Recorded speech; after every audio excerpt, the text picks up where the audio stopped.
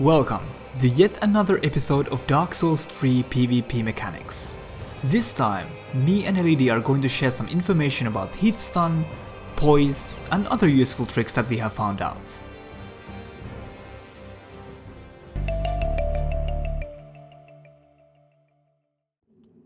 We have been doing a lot of testing the past few weeks on how the mysterious poise stat works in the game. Now, just to be completely frank, we do not know if the following we are going to present is the only use for poise, but it's the only one we have found so far.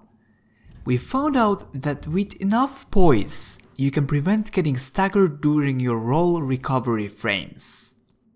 I wish we would be able to provide you with exact breakpoints for each weapon type. But after testing for a long time, we decided that it's the best that we are not going to risk spreading misinformation and wait for some data miners to provide accurate breakpoints for it, since it would take a hell of a long time to test all the weapons one-handed and two-handed, and whether or not the poise break of those weapons is weapon type specific or is there unique exceptions, so sorry about that, guys. Now, does this sound lackluster to you? Maybe. But poise has its uses, and I will explain a bit more why in the next topic.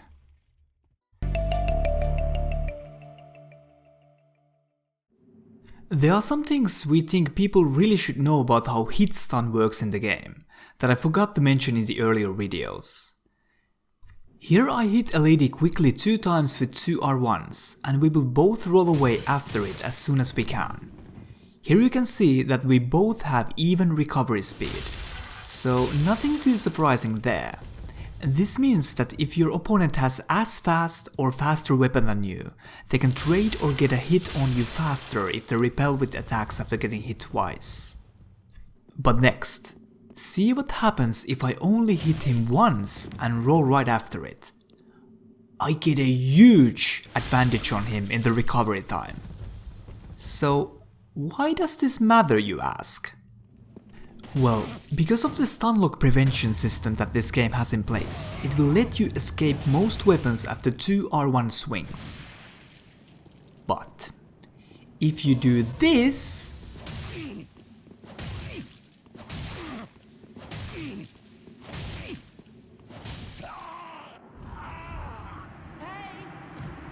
you will always have recovery priority over your opponent, and they cannot get attacks out fast enough to beat it, because the first attack of the combo always resets the stun, so just slightly stepping forward after each attack will drive your opponent in a nasty situation, because they are forced to roll away, given that you have fast enough weapon, of course. If you time this correctly, you can keep on the pressure and keep on catching opponents' rolls if they keep on panic rolling backwards. You also do not need to worry about stamina consumption, because the short step you take before each attack recovers a bit of your stamina, so you can keep doing this for a while. Slow weapons can do this too, but those might trade with the opponent if they decide to repel with an attack. But because of the hyper armor system this game has in place, it's usually a trade you want to take. We talked about how poise works earlier on this video, and this is exactly why poise is important, since you can escape this loop more safely, because with enough poise, you cannot be stunned with a roll catch. This same hit stun system has been used to balance running and rolling attacks in this game.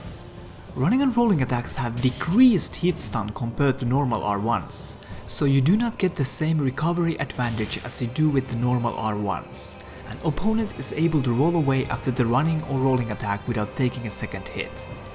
Rolling R2s have the stronger hit stun though, so use that if you can to get more advantage after your attack. Rolling and running attacks can also be challenged with a faster weapon after the first hit, so if you go for those, just roll away immediately if your opponent has a faster weapon, because they do have time to sneak a hit on you before you can, because of the smaller hit stun of these attacks. The stun lock prevention system can also be used for parrying. Do not let R1 spamming dark sword users bully you. If you read that your opponent is indeed just mashing R1, take the first hits and parry their ass. That will teach them to be more careful. The timing is very forgiving and very tempting trap for the spammers. But just make sure that the trade is worth it. This technique works against even the fastest weapons in the game. So the biggest lesson of today would be to never mash R1 3 times in a row.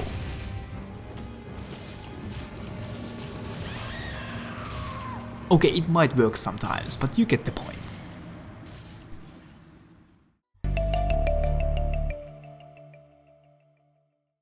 This trick was discovered by a guy in our Discord group named Chemuai. By running and holding block and not releasing the block, you can stop and perform the running attack anytime you want by pressing R1. For example, you can use this against people who like to parry running attacks to mess with their timing.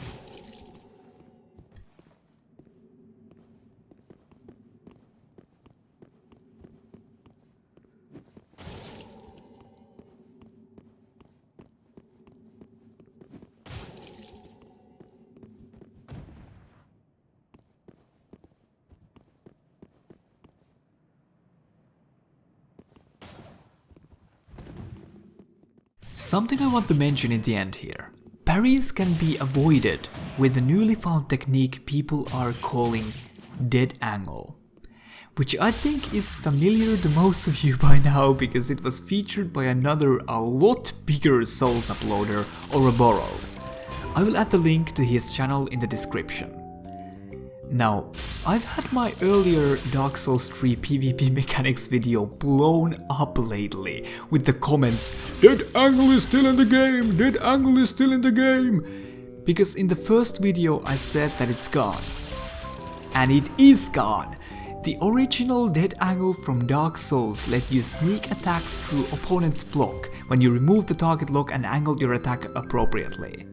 But this new dead angle can make you prevent getting parried and forcing a partial parry on opponent for damage. These are two different things. But to avoid any further confusion, fine, let's call this new technique dead angle then. But it is not the dead angle we tested in the original video. The original dead angle still does not work in Dark Souls 3. That's it for now, ladies and gentlemen. Next mechanics video I'm going to release is probably going to be parry guide, which people have been asking a lot. But it will take some time to put together, so be patient with me, alright. I'll do my very best to make it as good and clear as possible. Also, I want to give a little shout out in the end here for our silent partners on our Discord chat, Chemuai and Omega Chaos Theory, who have been figuring all this stuff out with us and helped with all of the testings. Thank you so much for watching and take care.